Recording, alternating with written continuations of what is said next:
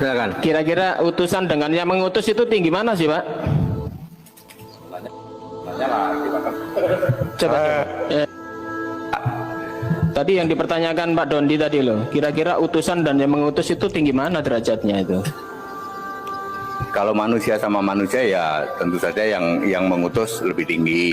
Tapi ini bicara Allah. Allah sudah ngomong, bukan duta, bukan utusan, tetapi Allah sendiri yang datang. Ya, jadi Yesus itu tidak disebut utusan. Kalau diutus Allah, yes, tetapi bukan disebut utusan. Yesus, kalau diutus Allah itu berarti yang mengutus Allah, yang diutus Yesus gitu. Yesus manusia, derajatnya tinggi mana? Jawab.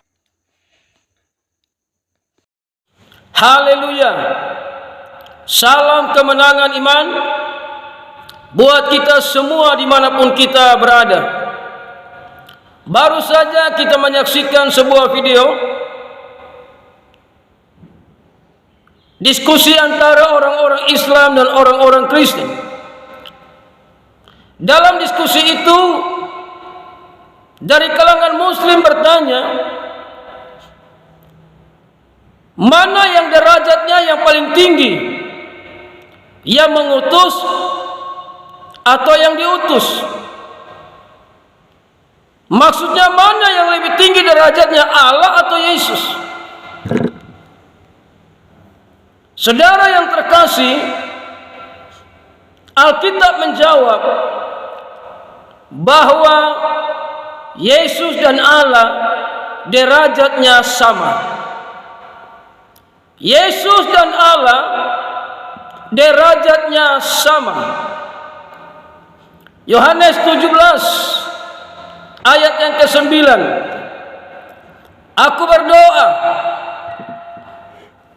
untuk mereka, bukan untuk dunia. Aku berdoa, tetapi untuk mereka yang telah Engkau berikan kepadaku, sebab mereka adalah milik-Mu, dan segala milik-Ku atau segala milik Yesus adalah milik-Mu atau milik Allah, dan milik Allah adalah milik Yesus, dan aku telah dipermuliakan di dalam mereka. Alkitab mengatakan bahwa segala milik Yesus adalah milik Allah, segala milik Allah adalah milik Yesus. Berarti derajat mereka sama.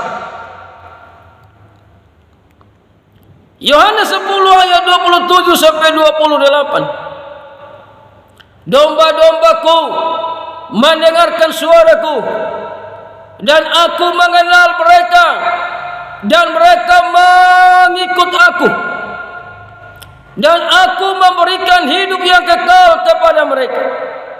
Jadi saudara, orang-orang yang ikut Yesus, Yesus memberikan hidup kekal kepada mereka. Jadi Yesus itu sederajat dengan Allah, sederajat dengan Allah. Allah memberikan kehidupan yang kekal, Yesus juga memberikan kehidupan yang kekal. Jadi sama tinggi derajatnya. Sebatas sekali ayat 28. Dan aku memberikan hidup yang kekal kepada mereka, dan mereka pasti tidak akan binasa. Jadi orang yang ikut Yesus itu tidak akan binasa sampai selama-lamanya, dan seorang pun tidak akan merebut mereka dari tanganku. Tidak ada seorang pun yang bisa merebut mereka yang ada di dalam tangan Yesus. Ayat 29 sampai 30. Bapakku yang memberikan mereka kepadaku lebih besar daripada siapapun. Dari seorang pun tidak dapat merebut mereka dari tangan Bapa. Jadi tidak ada satu manusia pun yang bisa merebut mereka dari tangan Bapa. Kenapa? Ayat 30. Yesus berkata, aku dan Bapa adalah satu. Berarti Yesus dengan Allah itu derajatnya sama.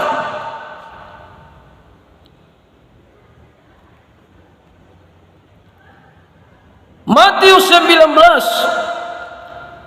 ayat 28. Kata Yesus kepada mereka, Aku berkata kepadamu, sesungguhnya pada waktu penciptaan kembali, apabila anak manusia bersemayam di takhta kemuliaannya, kamu yang telah mengikut aku akan duduk juga di atas 12 takhta untuk menghakimi ke-12 suku Israel. Jadi saudara bersemayam di takhta kemuliaannya. Jadi ini berarti Yesus dan Allah itu derajatnya sama. Dalam 1 Timotius 6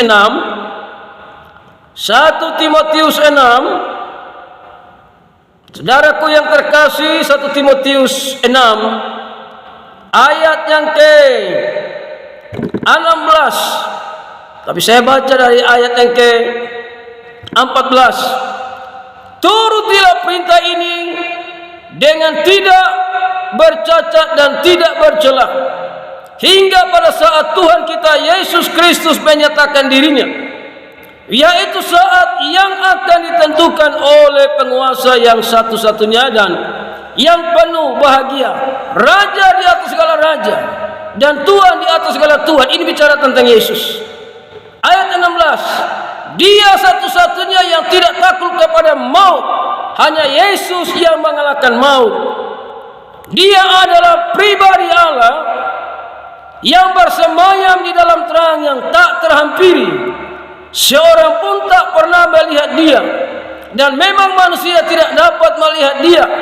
Baginya lah hormat dan kuasanya kekal. Amin. Jadi Allah itu bersemayam di dalam terang. Orang tidak bisa melihat Allah karena Allah itu adalah terang. Tapi orang bisa melihat Allah ketika terang itu datang ke dalam dunia, yaitu Yesus berkata, Akulah terang dunia. Jadi Yesus dan Allah itu sederajat. Saudaraku yang terkasih dalam Tuhan Yesus Kristus. Jadi kita melihat di sini kebaikan Tuhan yang sungguh luar biasa. Di ayat 27 dari Matius 20. Dan barang siapa ingin menjadi terkemuka di antara kamu, hendak ia menjadi hamba-Mu. Ayat 8 dari Matius 20. Sama seperti anak manusia datang bukan untuk dilayani, melainkan untuk melayani dan untuk memberikan nyawanya menjadi tebusan bagi banyak orang. Jadi Yesus dan Allah itu sederajat. Namun Yesus datang ke dalam dunia untuk memberikan nyawanya sebagai tebusan bagi banyak orang. Bagi mereka yang percaya kepada Yesus, dosa mereka ditebus dan mereka akan masuk di dalam kerajaan surga karena mereka percaya bahwa Yesus Kristus adalah Tuhan dan Juru Selamat. Matius 24 ayat 30. Pada waktu itu akan tampak tanda anak manusia di langit. Semua bangsa di bumi akan meratap dan mereka akan melihat anak manusia itu datang di atas awan-awan di langit dengan segala kekuasaan dan kemuliaannya. Jadi Yesus itu lebih tinggi daripada malaikat karena Yesus itu sederajat dengan Allah. Saudara yang terkasih di dalam Yesus, ayat 31 dari Matius 24. Dan Ia akan menyuruh keluar malaikat-malaikatnya dengan meniup sangkakala yang dahsyat bunyinya, dan mereka akan mengumpulkan orang-orang pilihannya dari keempat penjuru bumi, dari ujung langit yang satu ke ujung langit yang lain. Yesus itu sederajat dengan Allah, makanya Dia perintahkan malaikat-malaikatnya dengan meniup sangkakala. Kalau Yesus tidak sederajat dengan Allah, Dia tidak punya kuasa memerintah malaikat-malaikat. Jadi kalau saudara menyangkal Yesus, silakan. Saudara tidak akui Yesus, silakan. Saudara bilang Yesus itu tidak sederajat dengan Allah, silakan. Tapi Dia yang bertakhta di sorga, yang akan memerintahkan malaikat-malaikatnya untuk meniup sangkakala yang dahsyat bunyinya, dan mereka akan mengumpulkan orang-orang pilihannya. Orang-orang yang mengikut Yesus, yang disebut Kristen, yang hidup dalam kebenaran, yang taat kepada kebenaran, itu yang akan dikumpulkan. Jadi saudara, jelas Yesus itu sederajat dengan Allah. Makanya di ayat 31, apabila anak manusia datang dalam kemuliaannya, bukan malaikat, anak manusia datang dalam kemuliaannya dan semua malaikat bersama-sama dengan Dia, maka Ia akan bersemayam di atas takhta kemuliaannya. Jadi jelas, saudaraku yang terkasih, Yesus sederajat dengan Allah, saudara. Ya. Dan Lukas 5 ayat 24, tetapi supaya kamu tahu bahwa di dunia ini anak manusia berkuasa mengampuni dosa, berkatalah ia kepada orang lumpuh itu, kepadamu kukatakan, bangunlah, angkatlah tempat tidurmu, dan pulanglah ke rumahmu. Jadi Alkitab mengatakan Yesus sederajat dengan Allah karena Yesus berhak mengampuni dosa, punya kuasa mengampuni dosa. Banyak ayat dalam Alkitab, namun itu yang bisa saya sampaikan. Mari kita merenungkan bahwa Yesus sederajat dengan Allah. Saudara yang kekasih, Allah orang Kristen itu adalah Allah yang hidup,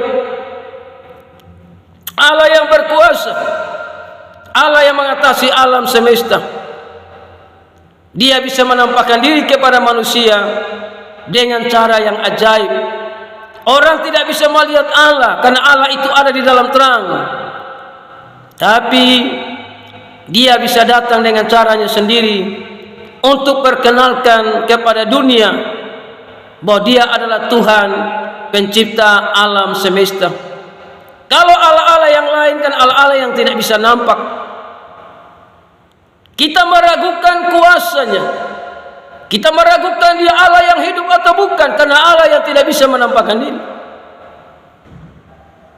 Namun Allahnya orang Kristen, Allah yang hidup, Allah yang ajaib, Allah yang berkuasa. Dan sekali lagi, Yesus dan Allah itu sederajat. Tuhan memberkati. Haleluya. Salam kemenangan iman.